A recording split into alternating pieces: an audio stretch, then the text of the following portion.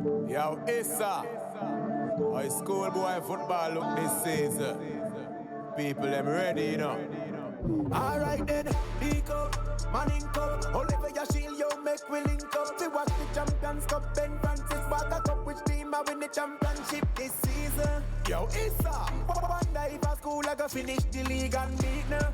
Which youth I go collect the golden boot. Yeah, back on the SportsMax zone, we continue with football, this time at the schoolboy football level in Jamaica. The quarterfinal round of both the urban area Manning and rural area DaCosta Cup competitions came to a thrilling conclusion on Saturday. And when the dust settled, 2023 finalists Hydel, along with pre-tournament favourites St. Catherine, joined familiar contenders Kingston College and Jamaica College in the Manning Cup semi-finals, while outstanding DaCosta Cup favourites Glenmuir High were joined by McGrath, two-time champions Garvey Maceo, and first-time semi-finalists Ocho Rios High. The SportsMax production unit was in Western Jamaica, Santa Cruz to be exact, for the big clash between St. Elizabeth Technical and Glenmuir. Both teams started with a chance of reaching the last four, and the occasion produced goals galore. Dwight Jeremiah was on commentary duties for the game, and he has all the action. These highlights are brought to you by KFC, it's finger licking good, and Water, land of good and water. Well, we take a look at the full-time highlights, and as we said, Glenmuir, they ran away with this one. Well, you could say they walk away with it. At times, they were just strolling about the park. Lovely ball to the back post, and just like that, from Cummins. And that first goal came, Miller arriving like a runaway train down that hill, meeting that cross from Cummins, and Glenmuir had opened in the 12th minute. Glenmuir here, Etley having a chance to really test goalkeeper Stedman. Didn't do so, but he certainly put in a ball that ended up at the feet up nicely, and he so coolly, calmly, nicely tucked that one away. A flick on all day long, going to the near post today, and we've seen that before. A set piece from Glenmuir on a corner, which Headley initiated, and falling up the feet of nicely. Glenmuir, they weren't done. Before the half, they had more to give. Lovely play there from Miller over the far side. When that ball came in, it was Watson left all alone. You don't do that to the 30-goal man at the time. Yeah, lovely hang up, they would call this one. Hang that up nicely, just redirected, sweeping finish. And that ball played in was done so by Saunders. Nice weight on it, into the path of Watson. And just like that, Sets found themselves 2-0 down, staring down the barrel, staring down exit. Well, there was more to come from Glenmuir in this first half. Again, Saunders on it, pivoting, turning, setting up Watson, who just made a touch. Then, just out of the reach of Stedman. Yeah, Saunders here, bemusing the defenders. Turning, passing to Watson, one first touch, second, put it out of his feet, third, placing it out of the reach of Stedman into the far corner. And his 31st goal of the season. And Glenmuir still had more to give. STETHS in the second half was looking to get on it. McPherson, you don't have a chance in the lottery if you don't buy a ticket. He certainly did. And with the luck of the draw, got a goal. Yeah, cut inside, lovely. Took a deflection out of the reach of Murray, who was upset, wanted to keep a clean sheet today. But McPherson did something better here. Good strike. You felt he would have had it, Murray. But that gave STETHS a lifeline, and at that time was in it, looking like they were going on to the semi-finals. I would have had to look at fair play to separate them from McGrath. But they were looking to go ahead in that race with McGrath. Lovely header, I tell you. It's a lovely goal. We've seen some really good goals from McGrath. This one from STETHS. Yeah, give them credit. Number 7 on it. McPherson turning provider this time. And what a goal that was. flinging his body in the air, all of his neck muscles coming into play, getting that one on target. Stewart, the substitute, his 6th goal of the season. And that time, STETHS, feeling, we're in it now. Chance for us in there. 4-2 it was that time. They needed to keep it that way. And they would have gone down to the lottery of fair play, but they didn't. And just look at this awful defending from Central Technical. All drawn ball side, leaving him free at the back post.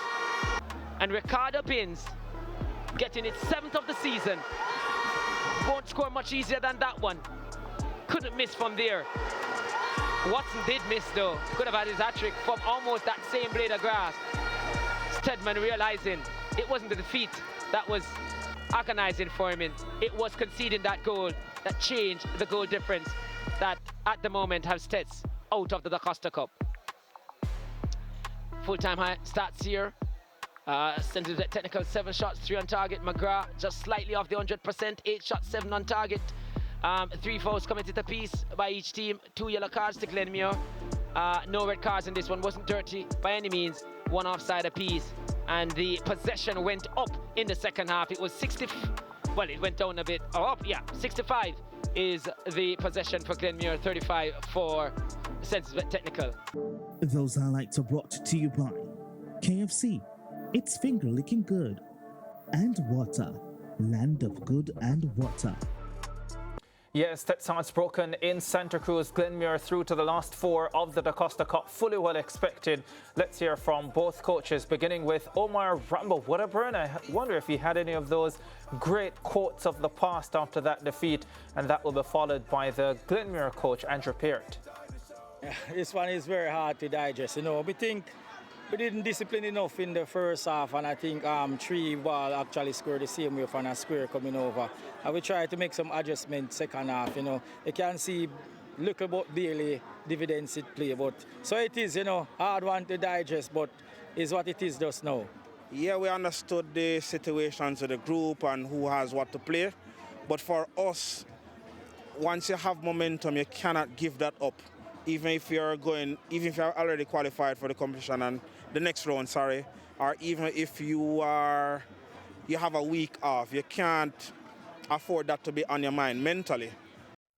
Yeah, Andrew Peart not seeming too happy with the fact that his side let in 2 goals late on there in that contest. But they are through to the semi-finals of the DaCosta Cup. Let's get you up to date with all the results from the weekend and exactly what they all mean. Of course, McGrath 4-0 over Frome Technical, Ocho Rios 2-0 over Garvey Maceo, Monroe College 3-1 over Central High. That last one of no consequence really, because now Glenmuir will play Garvey Maceo in one semi-final. That expected to be a cracker, although Glenmuir are quite big favourites. Ocho Rios in their first ever semi-final will play McGrath, who have played a DaCosta Cup final in the last 5 years. So they have played a DaCosta Cup semi-final in the last 5 years. So let's see how that will go.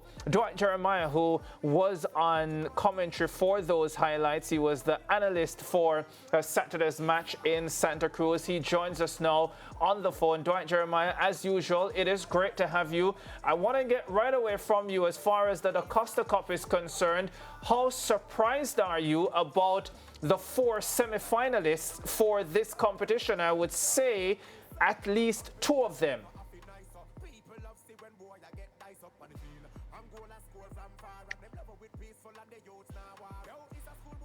All right, so not seems as if we don't have Dwight Jeremiah just yet.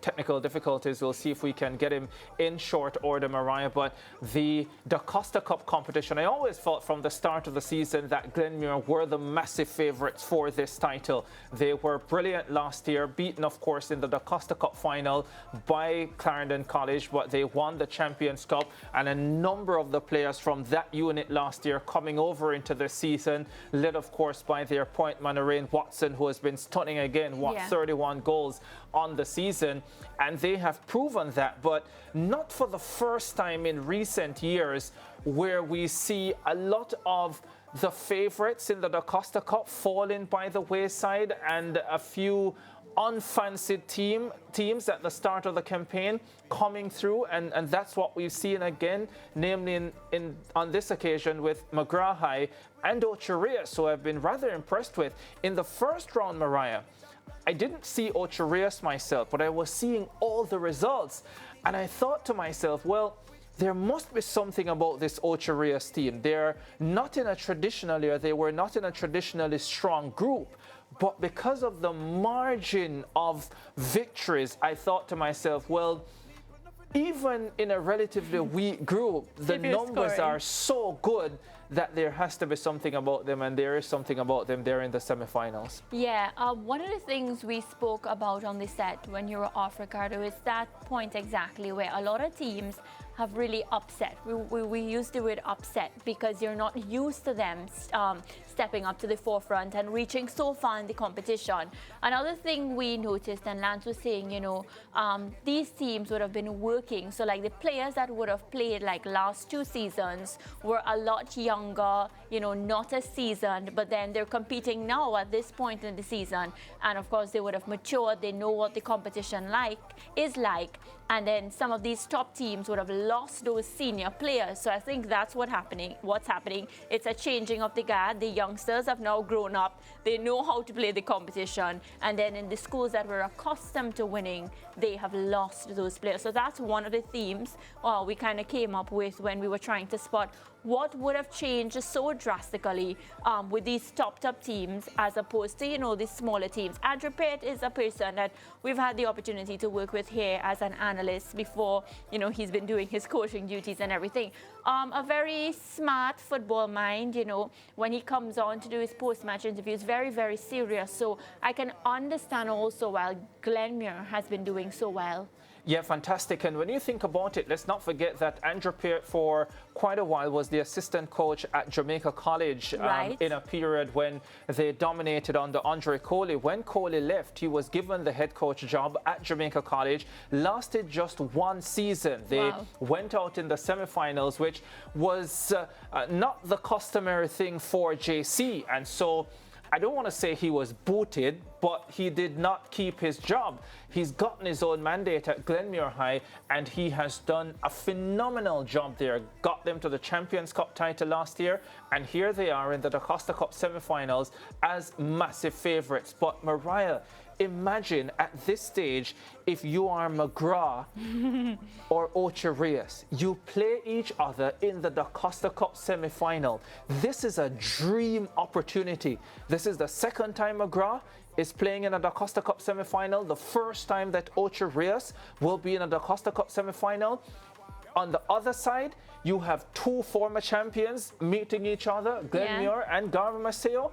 And I can just imagine Ocho Rios and McGrath right now thinking, oh my gosh, what an opportunity to play in a DaCosta Cup final. Yeah, and I think it will be exciting, Ricardo, because we get to see new champions. And I love how you mentioned Watson, who has been really outstanding this season. Again, a new player stepping up to the forefront, you know, leading in style. And, you know, just for his sake as well, I want to see if he walks away with any prize. Do they have that golden boot in this competition? They surely do. And I tell you what as well, that Glenmuir team is littered with quality. One of my favorite players from last season, Tashawn Cummings, who is related to the former reggae boy, Omar Cummings, who played in the MLS as well. I think he is such a delight to watch on the left-hand side. I think it was his cross that led to one of those goals, but he is full of skill and quality and flair, and that's always good to see on a football field. All right, let's talk about the Manning Cup then, because an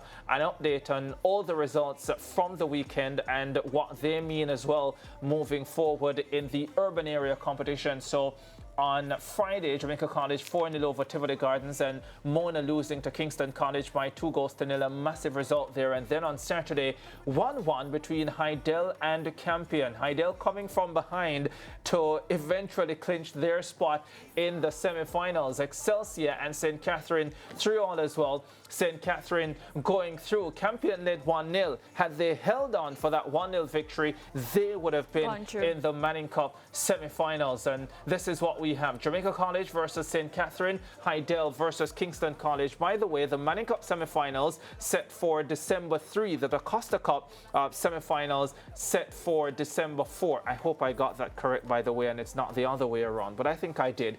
So here we have it. Guess who?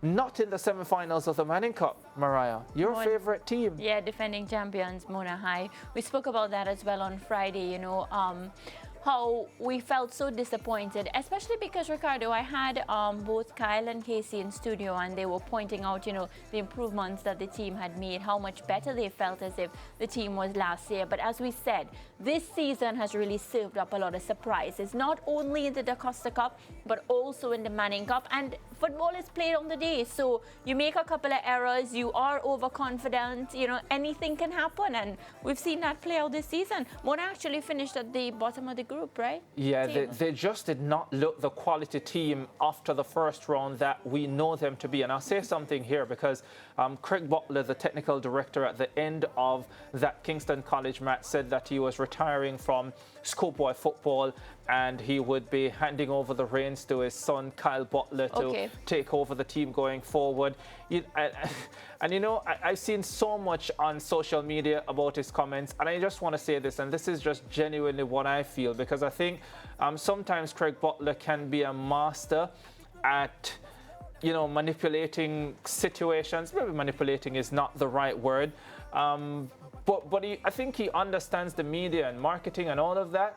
And I think this is just his way of deflecting from the Mona issues, the fact that a quality team has not gone beyond the quarterfinal stage of the Manning Cup, a team that was fully well expected to go on and win this title, could not get beyond the quarterfinal stage and were pretty ordinary from the second round, if we are to be perfectly honest. And if you have individuals talking about his retirement, then maybe, just maybe, you'll forget to talk about the fact that the Mona team really was poor beyond round number 1. Anyhow, I think we're out of time. Of course, once we get to this time of the season, you know that the country is hyped, not just to the Manning and the DaCosta Cups, but for the All-Ireland Champions Cup, because they say country meets town. Have you ever heard that saying, Mariah? Yeah. Rural meets urban. DaCosta Cup meets Manning Cup. And yeah, here's a reminder, keep it locked to your home of champions.